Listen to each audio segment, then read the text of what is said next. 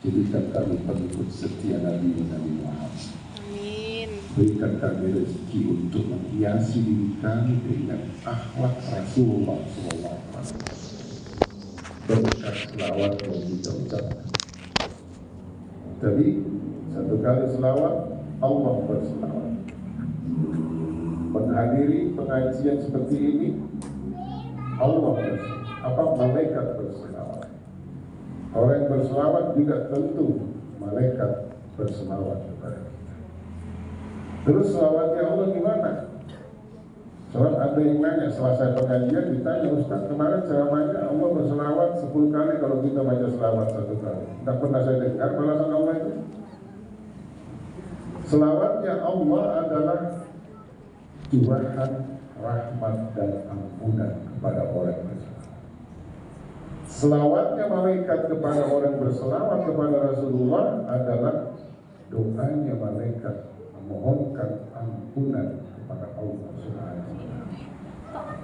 Sang malaikat itu bukan hanya sekedar mengabdi kepada Allah, kadang-kadang menjadi pembela kita. Salah satunya, kalau ada orang berselawat kepada Nabi Muhammad, selama orang itu berselawat, sekian kali juga malaikat berselawat kepada orang yang berselawat.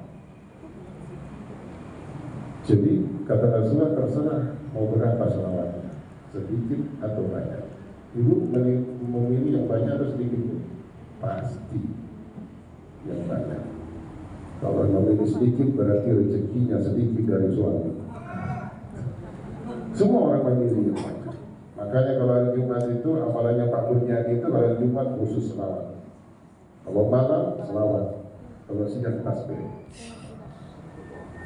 Bayangkan Pak Kurniadi kalau dia baca selawat, batu aja dipegang bisa baca selawat. Ternyata sedang bertasbih. Tapi ini gak main-main. Rasulullah SAW memegang segenggam batu bertasbih, subhanallah. Lalu batu itu dipindahkan ke tangan Abu Bakar bertasbih, ke tangan Umar bertasbih, ada riwayat ke tangan Ali bertasbih, ke tangan Utsman bertasbih. Kata Ibnu Abbas, saya coba ambil batu itu tidak bertasbih. Tapi kalau berhubungan Pak Mujadi bertasbih, karena apa? Sambil memegang batu dia baca subhanallah, subhanallah, subhanallah. Bertasbih juga itu Pak. Allahu Akbar. Rasulullah SAW tidak pernah ada manusia yang meninggal dunia di dunia ini didatangi oleh kerumunan manusia seperti Nabi Muhammad SAW. Silahkan diperiksa. Siapakah tokoh pahlawan yang sudah lama meninggal didatangi seperti dengan pengunjung Nabi Muhammad SAW? Saya pernah lewat ke kuburan Nabi Soleh, Nabi Musa, Nabi Ibrahim, Nabi Daud, Nabi Yakub. Tidak ada yang seramai dengan pengunjung Rasulullah SAW. Apalagi Nabi Soleh di daerah Mesir itu terpencil, jarang orang ke situ. Nabi Musa di Gaza juga paling turis aja, sedikit aja. Tapi kalau Rasulullah non-stop datang ke situ. Anehnya, begitu masuk pintu baru salam laki-laki di Madinah Munawwarah, sampai di sana bukan kuburan yang dilihat, cuma lubang kecil ditulis di situ, Kuna Makbar Maqam Rasulullah SAW. Cuma itu saja. Tapi bisa mengucapkan Assalamualaikum ya Rasulullah. Bahkan kepingin kembali ke sana. Bahkan ada yang menangis. Bahkan sebelum berangkat menuju ke tanah suci sering menangis mengucapkan Assalamualaikum ayyuhan nabi wa rahmatullah. Kapan? Ketika sholat. Ibu baik saya hormati, Rasulullah benar-benar memberikan wa ma arsalnaka illa rahmatan lil alamin. Apa rahmatnya? Itu tadi, mengangkat derajat wanita walaupun dituduh tidak menghargai wanita, buktinya istimewanya. Sampai keluar dari ucapan beliau, khairukum ahsanukum ilma. Khairukum ahsanukum liyalikum. Sebaik-baik para suami adalah suami yang paling saleh terhadap istrinya. Kata Rasulullah, suami yang paling saleh terhadap istri saya, kata Rasulullah. Karena memang itu dituduh Rasulullah melecehkan perempuan, tidak menghargai karena banyak istri. Itu tahsisun minallah, khusus Nabi Muhammad SAW. Umatnya paling banyak 4, itu pun ketat. Rasulullah dari ucapan beliau keluar ucapannya, kalau ada orang mau berbuat baik kepada siapa? Ibumu. Coba, siapa? Ibumu. Yang kedua? Ibu. Ada lagi? Ibu. Berapa? 3. 3. Dengarin Pak, 3. Ibu. Ibu yang pertama, kedua, yang ketiga, kata Pak Menteri. Nah, itu yang merasa senang itu ya dicurigai itu, ada tempat. Ibumu baru bapak.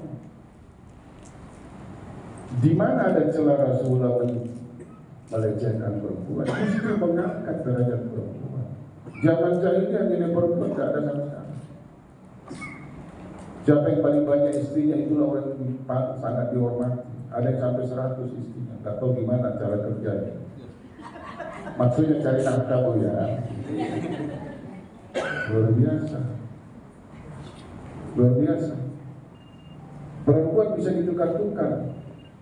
Hari ini dinikah, ya istilah nikah, belum ada istilah nikah, besok bisa. Hari ini juga selesai, nggak cocok, ganti lagi. Nggak ada.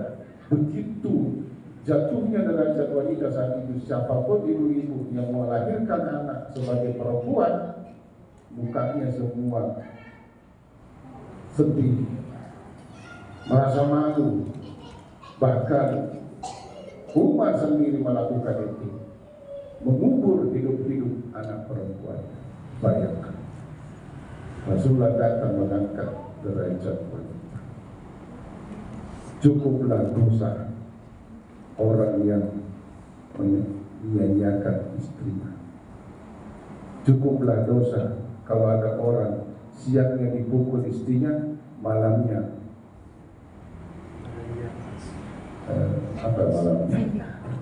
malamnya minta jatah. Itu cukup dosanya kalau begitu. Jadi di Al-Quran kan ada Fadribuhunna, pukul dia. Berarti ada kan? Rasulullah tidak pernah memukul siapapun. Jangankan memukul. Ibnu Abbas 10 tahun jadi pelayan Rasulullah tidak pernah mengatakan 5. Kenapa kamu begitu? Tidak pernah, apalagi memukul. Begitu Rasul memberikan keteladanan kepada umat. Harum namanya, bahkan jasadnya juga harum. Makanya Sayyidina Ali ketika beliau meninggal dunia, Sayyidina Ali sendiri memandikan Rasulullah, muncul komentar dari beliau itu tiban fil hayat wa tiban fil mayt. Beliau harum Rasulullah ketika hidup, dan beliau juga harum sampai meninggal dunia. Jasadnya harum. Makanya Aisyah itu ada riwayat ketika Rasulullah tidur berkeringat, dia ambil keringatnya sebagai minyak harum. Nah, ibu bisa praktek itu kalau suaminya tidur berkeringat, ambil harum, mandikan apa kira-kira. Rasulullah ketahuan kalau dia lewat di sebuah lorong, orang tahu bahwa Rasulullah pasti lewat sini tadi. Saya teringat ketika saya naik umrah, kebetulan dengan orang tua kita Pak Haji Suyatman, saya sama-sama umrah. Malam-malam saya telepon teman saya, di mana posisi? Saya di Jabal Uhud. Loh, ngapain di Jabal Uhud? Saya melihat bekas darah Rasulullah di lereng gunung itu. Wah, saya penasaran. Besoknya saya datang. Di lereng gunung itu ada tempat ketika Rasulullah perang Uhud, beliau disembunyikan di lereng gunung. Di situ ada bekas darah. Bekas darah itu persis dengan Hajar Aswad. Bentuk batunya seperti ini, dan di situ batunya seperti darah. Padahal batu-batu di sekelilingnya adalah hitam semua, kena panas. Itu seperti darah. Zaman itu zamannya masih boomingnya batu. Ada juga mikir-mikir saya congkel sedikit ini, saya bawa ke Samarinda. Tapi tidak mungkin saya lakukan itu. Saya mau melihat benar ya. Saya cium batu itu luar biasa. Tidak pernah saya pakai minyak harum seperti itu. Ada apa namanya, kenzo, ada apa, harum banget. Di sebelahnya ada juga bekas darah sahabat. Saya cium batunya, beda. Saya sapu, pulang, saya pulang ke hotel. Saya cerita sama Pak Syed, Pak, ini ada minyak harum baru ini Pak. Mohon maaf, mudah-mudahan beliau masih ingat. Dan pernah, tidak mungkin Pak Suyatman mencium tangan saya. Mestinya saya yang cium tangan saya kalau beliau berdua. Karena penasaran, diciumnya tangan saya. Ini minyak harumnya luar biasa ya. Merek apa itu? Merek Rasulullah SAW. Bahkan di atas ada goa, itu lebih harum lagi katanya. Saya nggak sempat naik karena saya lihat antrinya orang Turki banyak naik. Ketika saya umrah berikutnya, saya mau antar teman saya, ternyata sudah dipagar, ditutup, tidak boleh naik lagi. Pak Mujani pernah Pak? Saya tanya orang Madinah yang pernah studi di Madinah, saya tanya tahu nggak itu? Ternyata juga nggak tahu. Berarti rezeki saya. Jadi ini membuktikan bahwa Rasulullah benar-benar harum, rahmatan lil alamin. Aisyah radhiyallahu anha ingin tahu kalau Rasulullah itu masuk WC, keluar WC, kira-kira apa bacaannya. Akhirnya ditututi Rasulullah. Begitu selesai mendengar, oh ini bacaan. Begitu sudah dengar, Allahumma inni a'udzubika minal khubuthi wal khaba'is. Begitu selesai, keluar lagi, alhamdulillah azhaba anil adza wa afa. Lalu Aisyah masuk ke dalam ngecek,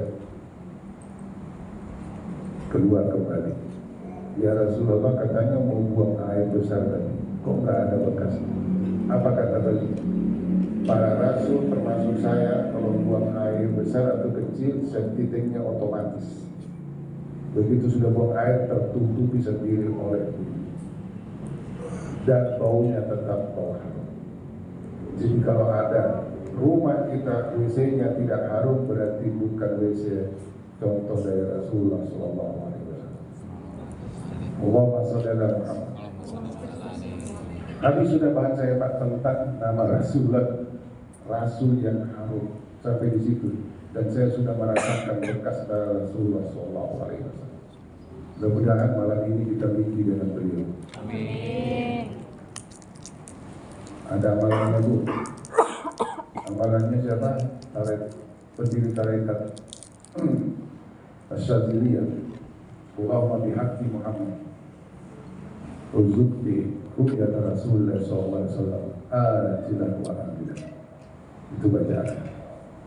Begitu sudah dibaca, lapor sama saya, kok tak dapat mimpi-mimpi ketemu Rasulullah.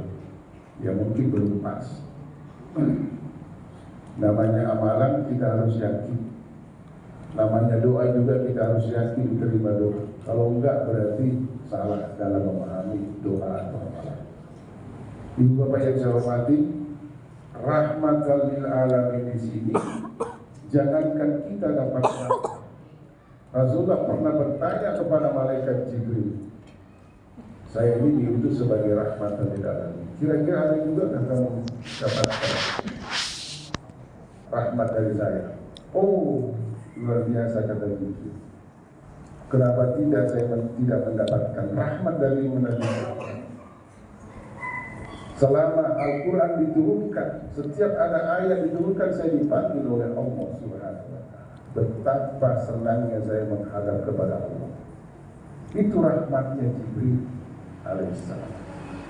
Jadi kalau Rasulullah sudah diutus oleh Allah Subhanahu wa Ta'ala, kita sebagai pengikutnya tidak dapat rahmat, maka kita termasuk pengikut yang celaka.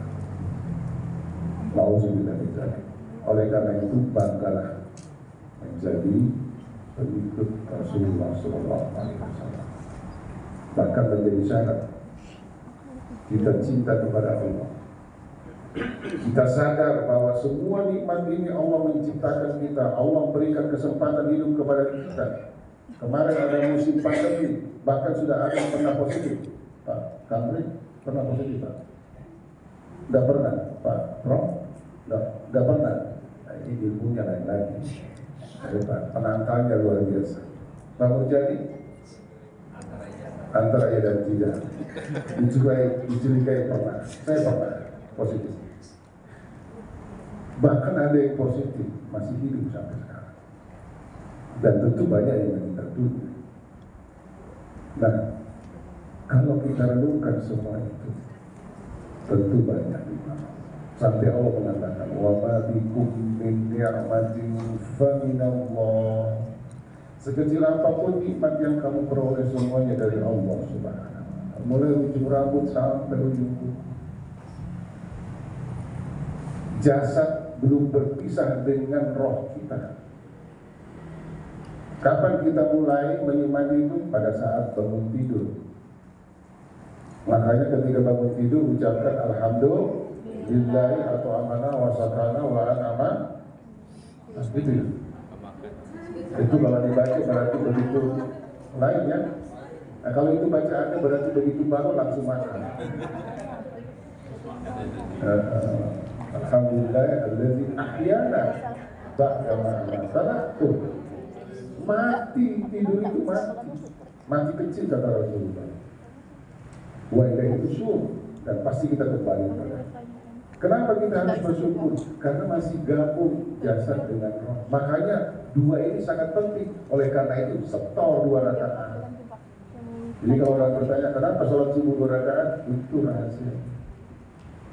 Ada juga yang menjawab 2 rakaat aja susah, apalagi 3 rakaat. Jawaban yang paling enak dari sononya. Udah, kerjakan aja. Luar biasa. Setelah kita sadari itu, ingin mengabdi kepada Allah, cinta kepada Allah. Sahabat melapor, bagaimana ini kalau kita semakin cinta kepada Allah, semakin taat kepada Allah? Turun ayatnya, Qul in kuntum tuhibbunallah. Jika kalian mengatakan bahwa kalian cinta kepada Allah, tidak sempurna cinta kalau tidak mengikuti Nabi Muhammad SAW. Kata Rasulullah dalam ayat itu, in kuntum tuhibbunallah, jika kalian mencintai Allah, fattabi'uni, ikuti saya, kata Rasulullah. Jaminannya yuhibbukumullah. Bukan cuma itu, bukan cuma Allah mencintai itu. Kalau kita mengikuti Nabi Muhammad, dijamin Allah cinta kepada kita. Bahkan wa yaghfir lakum dzunubakum, diampuni dosa. Kalau ini sudah dapat, sudah selesai, dapat rahmat, dapat ampunan dari Allah. Itulah tujuan kita. Makanya Rasulullah pernah ngomong, la yadkhulu ahadukum al-jannata amaluhu, bukan amal yang memasukkan kalian dalam surga. Kaget sahabat, bukan amal yang memasukkan kalian surga. Ada yang kaget? Tidak ada yang kaget. Nah sudah, berarti makamnya lebih tinggi daripada sahabat. Sahabat kaget.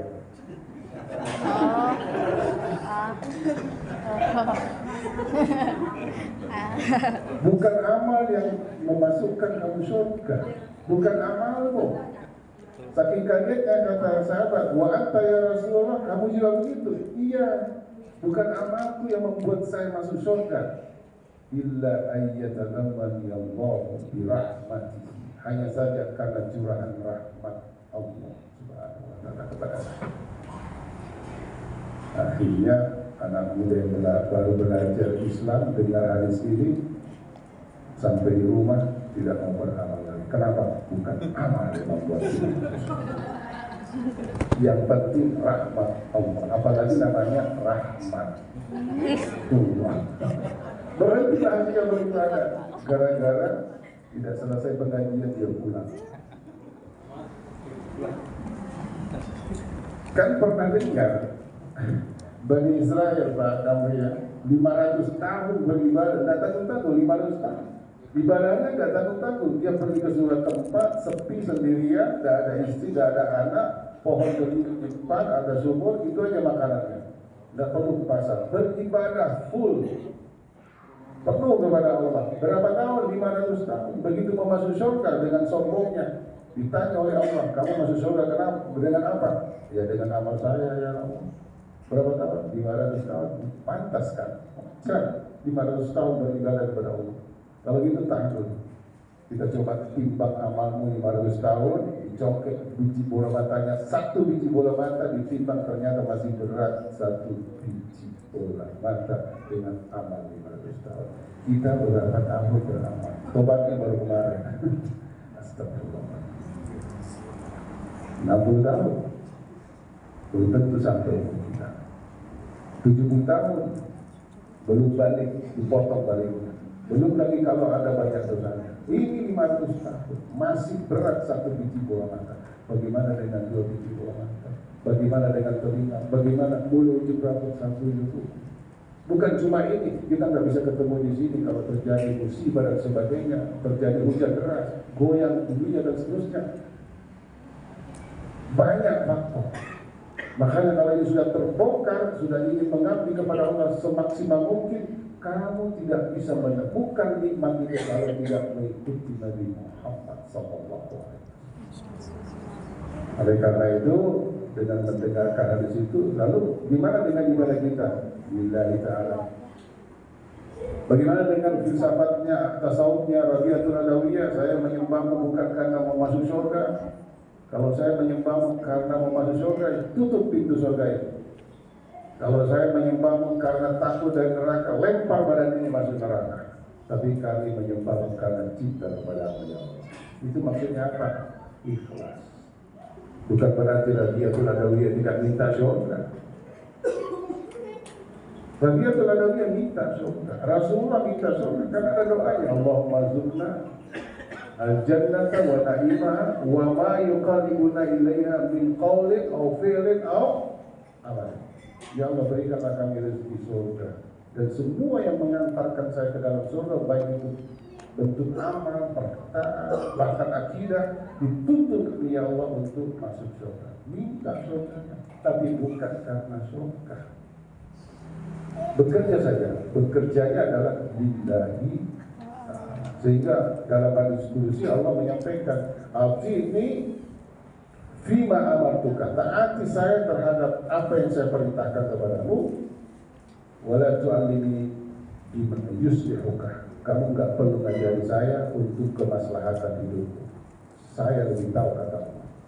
Maka dengan kepasrahan itu Rasulullah menjadi panutan kita. Dengan berkah selawat kita mudah-mudahan terbongkar akhlak-akhlak mulia Rasulullah satu persatu. Dari berbagai macam akhlak itu kita pelajari yang melekat pada Rasulullah, kita mencoba menghiasi diri kita sehingga orang lain itu adalah tidak perlu melihat apa bajunya, apa akidahnya, itu adalah semua ladang masuk surga. Termasuk Fir'aun. Fir'aun itu, ya, kalau ada orang mengatakan God was dead, Tuhan tidak ada, Tuhan mati, apa komunis. Kalau Fir'aun lebih hebat, dia mengaku dirinya sebagai Tuhan. Ada teman kita Pak Majid berhubungan ke Mesir, dia sempat mengunjungi Mbah Fir'aun di Museum Ramses.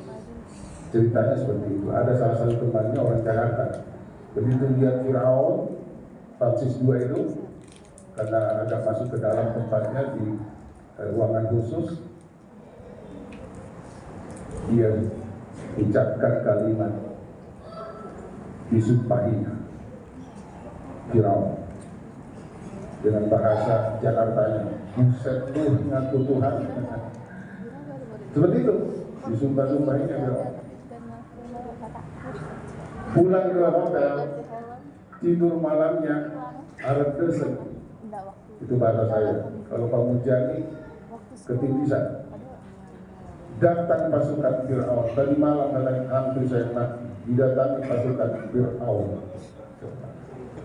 Fir'aun itu dijelaskan oleh Allah supaya menjadi pelajaran bagi manusia yang datang kemudian. Ini loh manusia yang pernah mengaku dirinya sebagai Tuhan pada saat menghadapi sakaratul maut mau masuk Islam.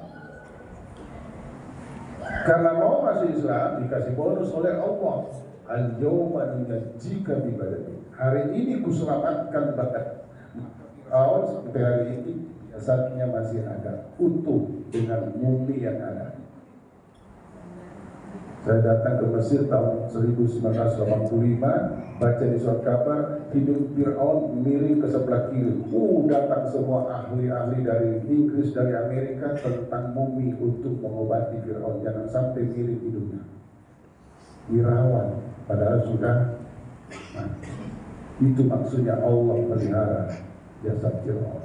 Ketika terjadi demo besar untuk menurunkan rejimnya Hosni Mubarak karena bersamaan dengan Pak Soeharto, itu terbakar museum Ramsis, di dalamnya ada Fir'aun. Ketika saya lihat di TV, saya ingat insya Allah museum Ramsis tidak akan terbakar habis. Kenapa? Ada Mbah Fir'aun di dalam. Itu karena kenapa? Janjinya Allah selamat.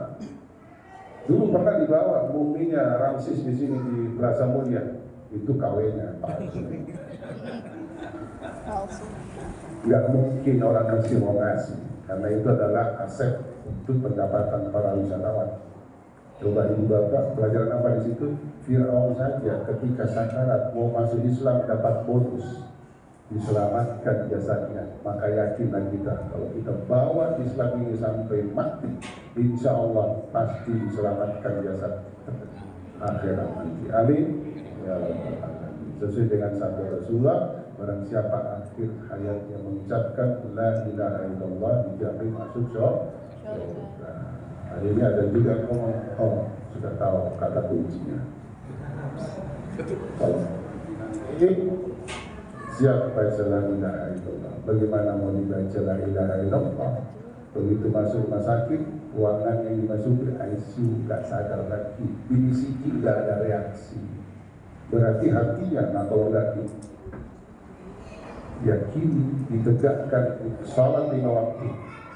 Bahkan ada hadis orang yang berani meninggalkan salatnya, bahkan tidak salat seumur hidupnya, walaupun dia muslim, sukses mengucapkan la ilaha meninggal dunia. Jalan itu rajin salat, rajin ibadah, orangnya baik tapi durhaka sama orang tua, tidak dijamin juga bisa mengucapkan la ilaha illallah. Contohnya Al-Qamah radhiyallahu anhu, sahabat Rasulullah Al-Qamah, dan itu dapat pelajaran dari kita. Bedahnya bagus tapi durhaka sama orang. Mudah-mudahan setiap kita bertemu dengan siapapun tanpa melihat siapa itu, apa namanya, apa partainya, berapa pendapatannya, apa pendapatnya, itu biasa berbeda-beda, tetapi kita tanamkan kita ini sebenarnya adalah saudara. Cuma beda ibu bapak, itu saja. Pak Kamil ini saudara saya, Pak Prof saudara saya, cuma duluan lahir, tapi beda ibu bapak. Itu dimaksud indaman mu'minuna ikhwatun. Kalau orang beriman lebih hebat lagi. Jangan sampai sesama orang muslim, orang beriman justru lain ceritanya, saling menyakiti, na'udzubillah min dzalik. Jangan coba-coba. Belajarlah seperti Rasulullah SAW, mencaci maki tetapi beliau tidak pernah membalas dengan cacian, dan itulah membuat orang banyak masuk Islam. Mudah-mudahan apa yang saya sampaikan bermanfaat untuk diri saya dan kita semua. Mohon maaf jika ada sesuatu yang tidak berkenan. Bila itu wassalam. Innallaha musta'an tikla fastabiqul khairat. Wassalamualaikum warahmatullahi wabarakatuh. Waalaikumsalam warahmatullahi wabarakatuh.